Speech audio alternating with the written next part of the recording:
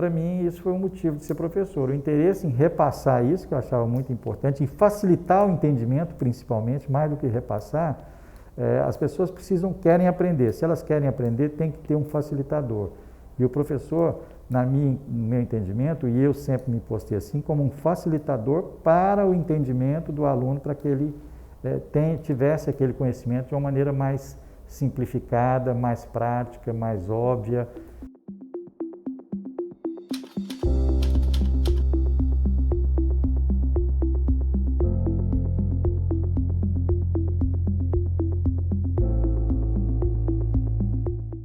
Da adolescência para frente, eu tive a ideia de ser médico por uma série de fatores que até hoje me tocam ainda e são importantes para mim. Mesmo na infância, mas passando já para a adolescência, eu tive muita curiosidade de conhecer mais sobre a condição de vida humana. As explicações que me davam não me completavam e não me faziam plenamente satisfeito, principalmente em relação a nós. Eu precisava conhecer mais a composição do que é um ser humano. Eu achava que na medicina a gente podia ter uma ajuda muito importante nisso, que o médico tinha um conhecimento que poucas pessoas tinham, como conhecer o nosso corpo de maneira interna, conhecer o funcionamento, entender muito mais sobre mente e corpo. E, ao mesmo tempo, isso, além de trazer esse conhecimento, que eu acho que para um autodesenvolvimento é muito importante, todas as outras ciências, no meu entendimento, foram criadas por nós mesmos. Sem o ser humano, elas não existem. Então, a origem de tudo, de toda a ciência, de todo o conhecimento, está em nós. Se o ser humano não existisse hoje, de que serviria esse conhecimento que a gente tem? Nada. Eu queria aprofundar mais, eu queria chegar ao fundo da célula, ao fundo dos problemas humanos, ajudar as pessoas, porque para mim só tem um motivo da gente estar vivo, é a gente viver bem. E sofrimento existe, sempre vai existir, mas a gente tem que... A função da vida é lutar contra esse sofrimento. E eu acho que um dos sofrimentos mais difíceis de lutar é contra a doença humana, é contra a nossa própria deterioração, que faz parte da nossa natureza. Então, a medicina é uma luta contra a própria natureza humana, que é de nascer, crescer, viver e morrer.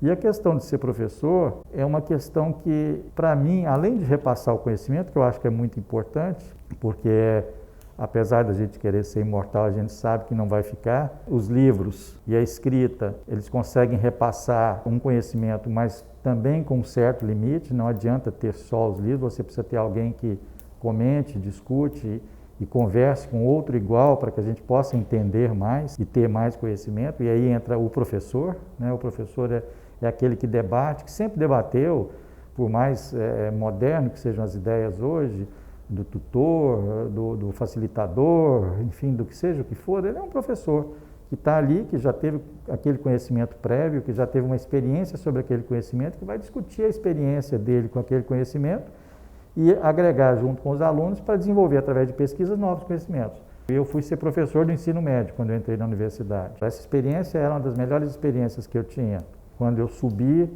no palco para falar para os alunos e para poder conversar com um monte de gente ao mesmo tempo e perceber que eles estavam entendendo aquilo que eu tinha intenção de passar, eu me sentia ali realizado do ponto de vista profissional. Mais do que talvez ser médico, mas de passar o conhecimento, eu não diferencio a colocação do professor. Para mim é a mesma, e para mim são só etapas diferentes de aprofundamento e que são essenciais hoje na vida humana e que foram no passado também, né? Que representam no tempo do homem das cavernas, os chefes que ficavam sentados em volta de fogueiras, conversando, trocando conhecimentos e facilitando o entendimento para as próximas gerações. Nós, médicos, não lutamos por fazer mágica para ninguém. Apesar de eu achar a mágica muito bonita, muito legal, e se fosse verdadeira seria linda, mas é apenas um subterfúgio da mente para ela se distrair, para ela não sentir tanto o peso da realidade. Agora, nós mexemos com a realidade, a gente tenta melhorar a realidade, que em determinados momentos é ruim, que vem a dor, que são mecanismos naturais de defesa, que vem os sintomas, enfim, de desconforto em geral, e a gente luta para tirar isso, porque isso melhora a nossa vida. A gente quer viver sem isso. Saber disso, para mim, é muito importante. E é exatamente o que eu sempre quis saber. E eu sei que tem muito para saber e que, infelizmente, a gente não tem todo o tempo do mundo.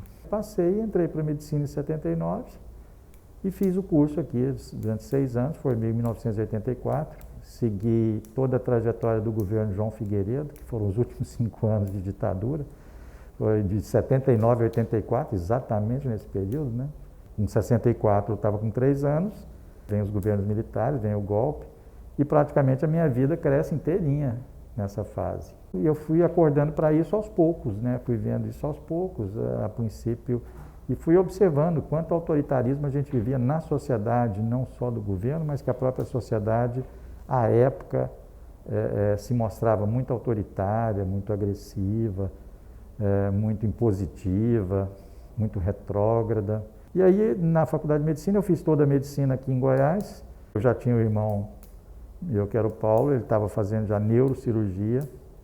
Eu pensei em fazer neurocirurgia, ele na época falou assim, eu acho que você não deveria fazer neurocirurgia não. Faz uma outra cirurgia para a gente ter mais um espectro na família de conhecimento, né? Aí eu falei, bom, se não vou mexer com o cérebro, eu quero mexer com outra área mais nobre, então. Aí eu pensei no coração, quando eu fiz a geral aqui em Goiânia também. Aí eu fui para São Paulo, fiz a torácica e fiz a cirurgia cardiovascular. Eu voltei em 91 e já vim me oferecer para ser voluntário. Eu gostava muito da medicina, exatamente disso, do ensino, da pesquisa, de trabalhar em hospital universitário. Uma vez que eu entrei no hospital universitário, eu não tinha mais vontade de trabalhar em outros hospitais. Eu conheci todos os hospitais privados de Goiânia, trabalhei em vários hospitais privados de São Paulo, e quanto mais eu trabalhava na medicina privada, mais eu sentia vontade de voltar para o hospital universitário.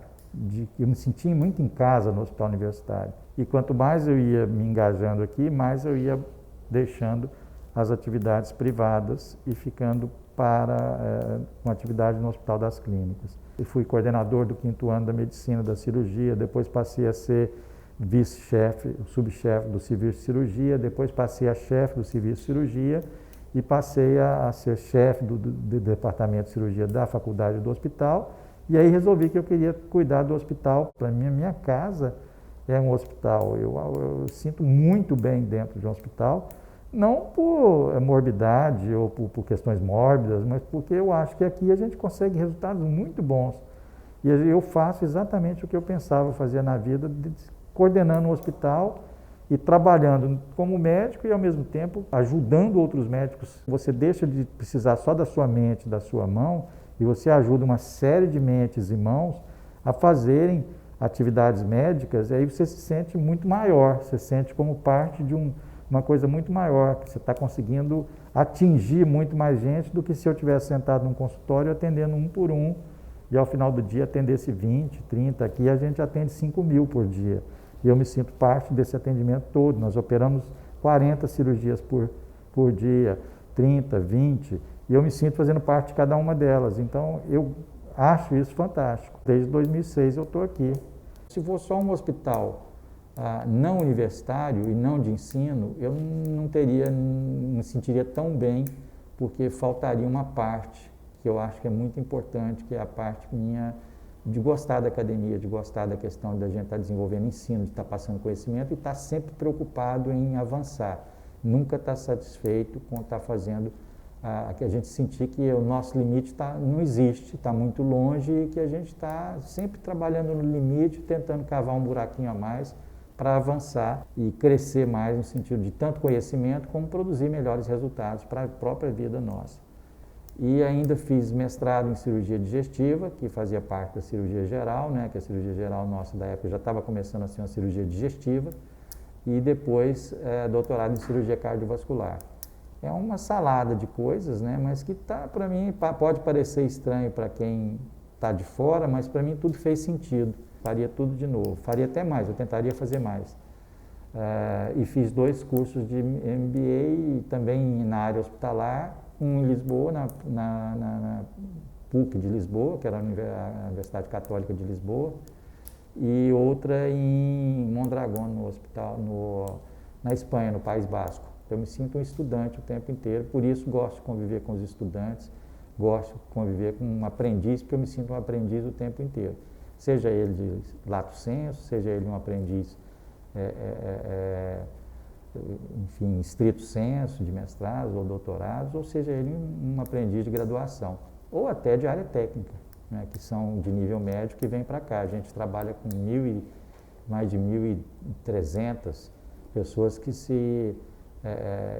estudam aqui, se especializam em alguma coisa, ou numa área de graduação em medicina, nutrição, enfermagem, fisiologia, fisioterapia, fonoaudiologia, ou então dentro de cursos técnicos de auxiliar de enfermagem, técnico de gesso, técnico de raio-x.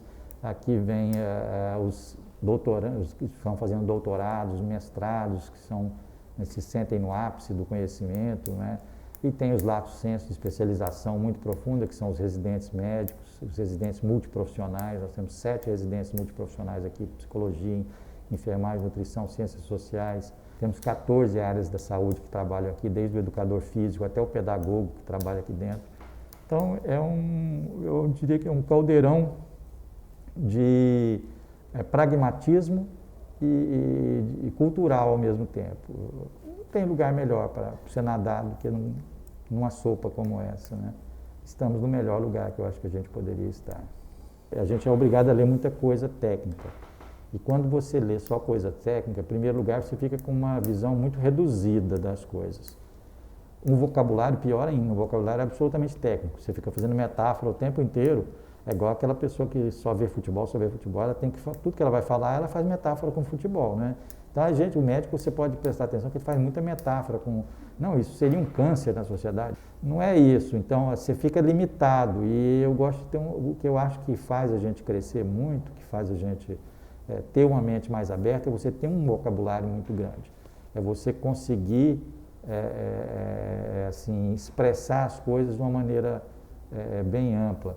A leitura é o meu principal hobby, assim, é o que me atrai, é o que me traz, vamos dizer assim, para recuperar energias. Eu recupero energia lendo, porque quando eu leio eu escuto o pensamento dos outros, pelo menos o que eu entendo, e é bem diferente do que eu penso, de maneira correta ou não.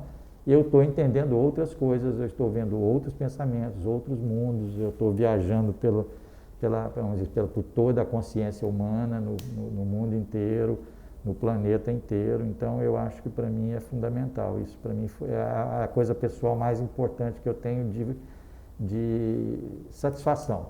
É o que mais me satisfaz, é a leitura.